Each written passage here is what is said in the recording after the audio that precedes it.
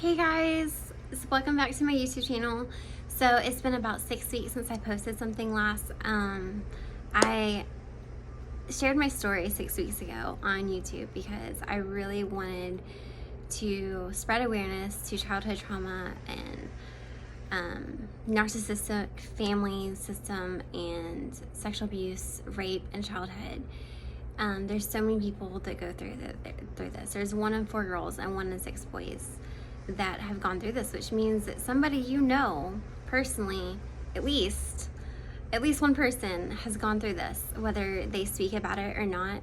It's something that they live with constantly, every day. And so I decided that because of my own healing and how I found my own voice, that I wanted to help other people, men, women, girls, boys, realize that, there's so much more than what you've come through. And sometimes our darkest moments bring us to our brightest moments. And so I shared my story, and I just wanted to help people.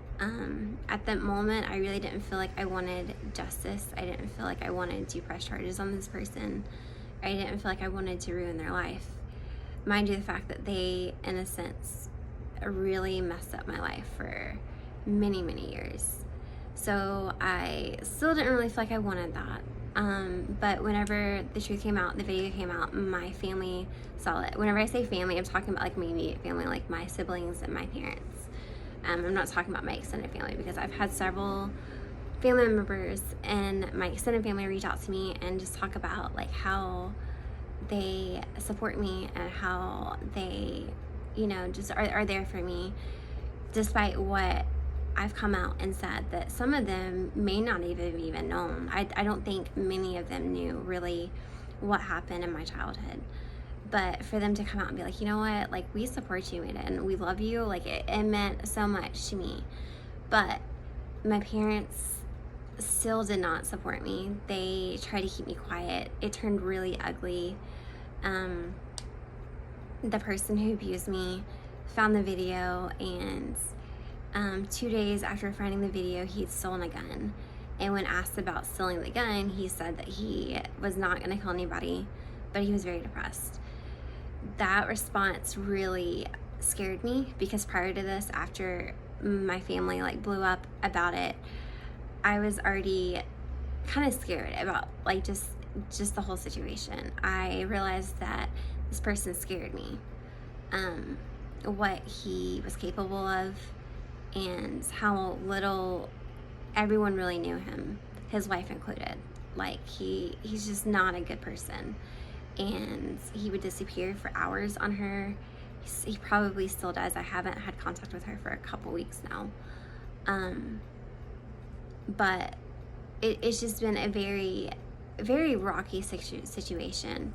And so after that, we realized like we did not feel safe. We did not feel content where we were at. We felt like for our family and for us and our safety, we needed to get out.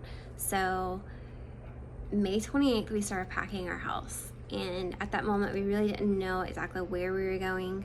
We knew we were going to move out. We knew of where we might be going, but at the same time, there's like this thing up in the air, like, well, is that really where we feel like we were supposed to be going, or does God have something better for us? So, but we were just packing, we just knew that the answer was going to come to us. So, May 30th, Mason got a phone call, and it completely changed things for us. It's giving us the opportunity to move down to Florida.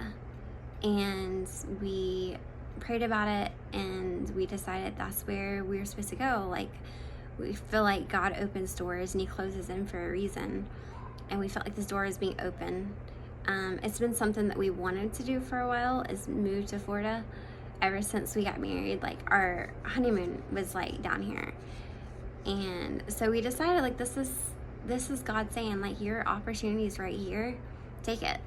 So we packed up all our stuff. We got rid of over 2/3 of our belongings. We had a trailer, a 16 by 16 foot trailer. I think that's something like that. It was a huge trailer. So we took that, and that had some of our belongings in it. In the Mason's truck, we filled up another 8 times with things that we either gave away or just some of it we threw away because it was not able to be given. So there was just a lot of things that we have been dealing with. And so through this time, I decided, like, because this person got very scared of me, he got very hostile. He was texting me, and he admitted to some of the acts that he did towards me, but he didn't admit to all of them, but I had proof of them in text message. So I decided to take it to the police. The police told me that in the state of Georgia, right now there's no law statutations for rape victims. But prior to my 25th birthday, there was a law that only allowed people that were raped or molested as a child to come forward before the age of 25. After that, you weren't able to come forward. So there was nothing that they could do for me because I was not grandfathered into that law. It would only, basically, anybody 26 and older at this point is not able to seek justice, even though you may be ready to come forward. At 25 years old, I was not ready to come forward and talk about what happened.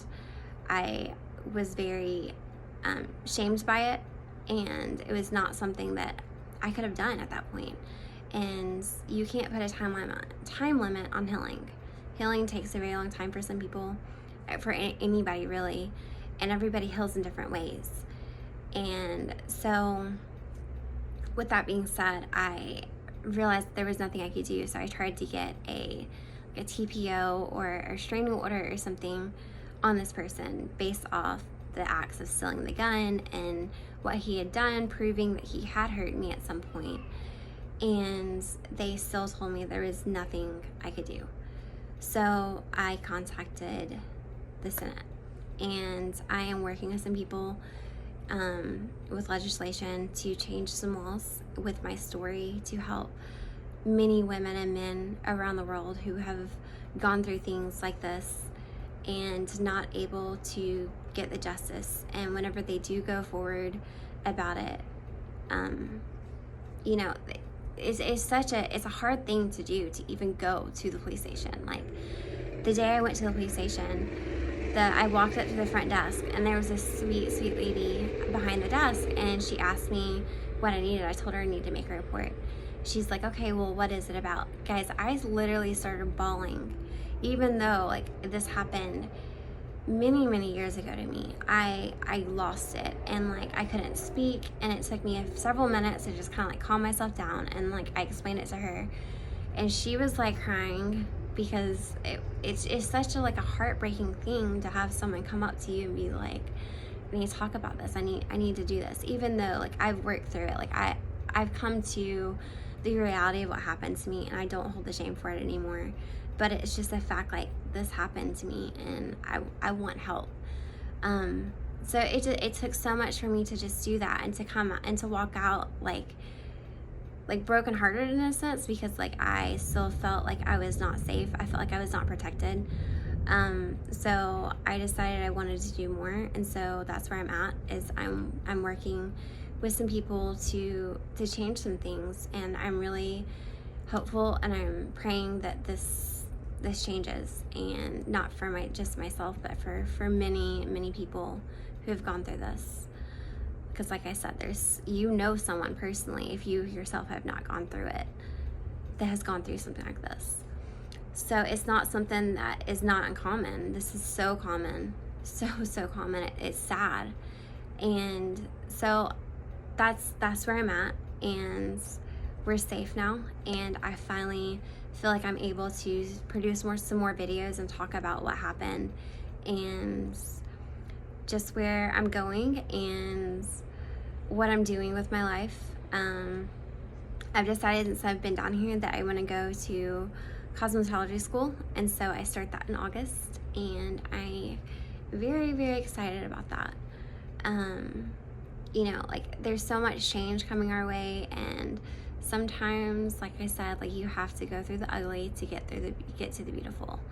And I'm feeling that. I'm feeling happy. I'm feeling content. I don't feel like as anxious as I was. I I just feel like I can speak. I can do what I feel like I've been led to do.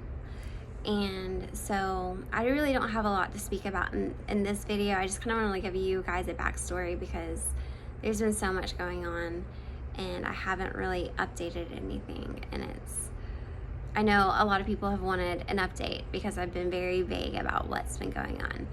So with that being said, I'm going to close this video out.